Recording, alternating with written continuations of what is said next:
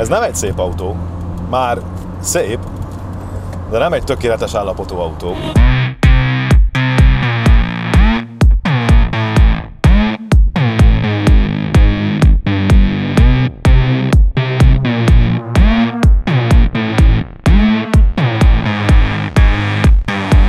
Hogy miért mégis ebben ülünk? Azért, mert ez az enyém, és így nem kell arra gondolnom, hogy a tulajdonos mit fog szólni, hogyha kitaposom a belét. Szóval a Toyota MR2. 1985 és 89 között gyártott belőle a Toyota 163 000 példányt. Ez egy 1986-os darab, tehát még a legkorábbi verzió, mert 87-ben jött ki belőle egy facelift.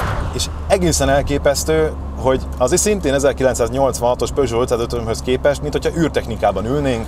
Ez az a varázslat, amivel a 70-es és főleg a 80-as években berobbantak a japánok. Akármilyen hihetetlen, az MR2 nem kifejezetten sportkocsinak készült.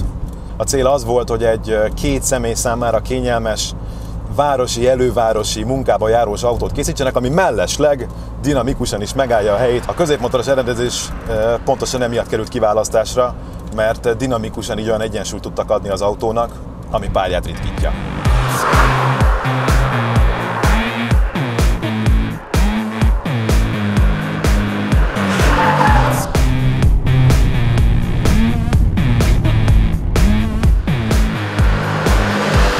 A nemes részek döntő többsége más Toyotákból került átépítésre. Maga a hajtás, az tulajdonképpen egy orrmotoros elsőkerékhajtású Corollából vagy Carinából, nem is tudom, egy az egyben átkerült hátra. Olyan szinten, hogy még a futómű is egy első futómű, a kormány összekötő pálcák is megvannak, csak a karosszériához vannak rögzítve, és nem pedig egy kormányműhöz. Ami azonban mégis speciálissá teszi, az, ahogy ezt a sok finomságot elhelyezték a kocsiban. Tulajdonképpen a két tengely vonala közé zsúfoltak mindent. Itt a hátsó tengely vonala mögött már csak egy üres csomagtartó van, meg a kipufogódob és a katalizátor. Itt elől pedig az első tengely előtt szintén egy üres csomagtartót, és mindössze a hűtőradiátort találjuk.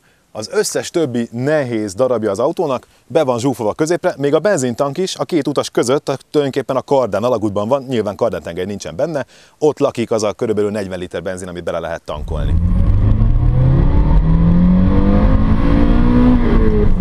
Természetesen egy analóg autóról beszélünk, minden rezdülés átjön a kormányon meg az ülésen. És ráadásul ezek a rezdülések nagyon hangosan és érthetően mondják a füledbe, hogy pontosan mi is várható, mi fog történni, mire készüljél. Ezáltal, bár egyáltalán nem gyors autó az MR2, még 1986-os mértékkel sem gyors autó, pláne 2013-assal, mégis gyorsan menni, a határán autózni vele elképesztően élvezetes kihívás. Folyamatosan arra törekszel, hogy még jobban, még ügyesebben, még pontosabban vedd a kanyart, még jobban közelítsd meg azt a határt, ahol már sok lenne, és ezt olyan barátságosan, olyan segítőkézzel támogatja, nem lehet más mondani, nem lehet másképp érezni az autó iránt, mint szerelmet, mert tényleg egy tökéletes játékszer, egy tökéletes szerető, nem véletlen, hogy lánynével illetem, gyakorlatilag az ágyasomként gondolok rá szinte, és lopom az esti órákat, amikor lehet munka után egy kicsit hasítani vele, mert annyira jó érzés minden pillanat. Nem tudom szavakba foglalni. Próbáljuk meg megmutatni.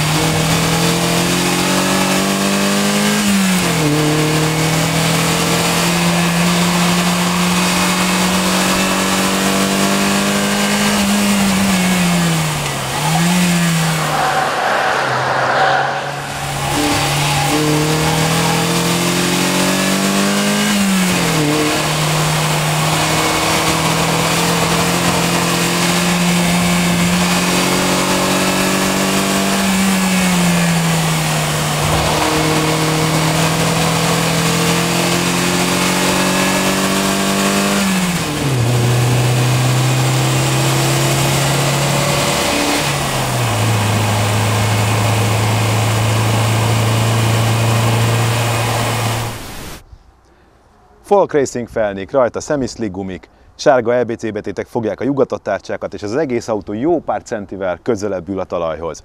Ez egy pályára épített MR2. Lássuk, mit tud.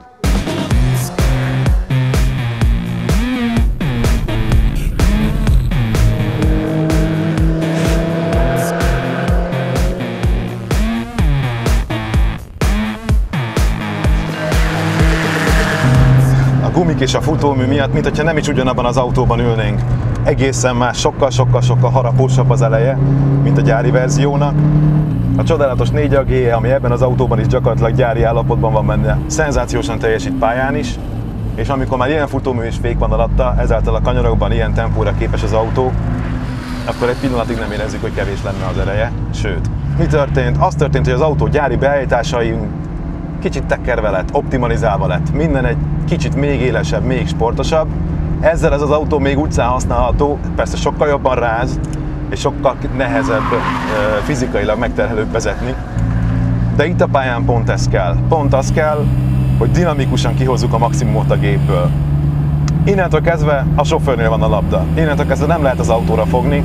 Innentől kezdve már nekünk kell megtanulni, hogy pontosan hol vannak az adott pályán az autó határai. Szépen lépésről lépésre közelebb és közelebb kerülni ezekhez. És ez egy olyan élmény, ez egy olyan játék, hát egyik oldalról persze irgalmatlan pénztemető. A másik oldalról viszont olyan, mintha az ember egy új nyelvet tanulna meg. Egy egész világ nyílik meg előttünk, hogyha ebbe belefeledkezünk és elkezdjük igazán érezni, hogy merre hány méter.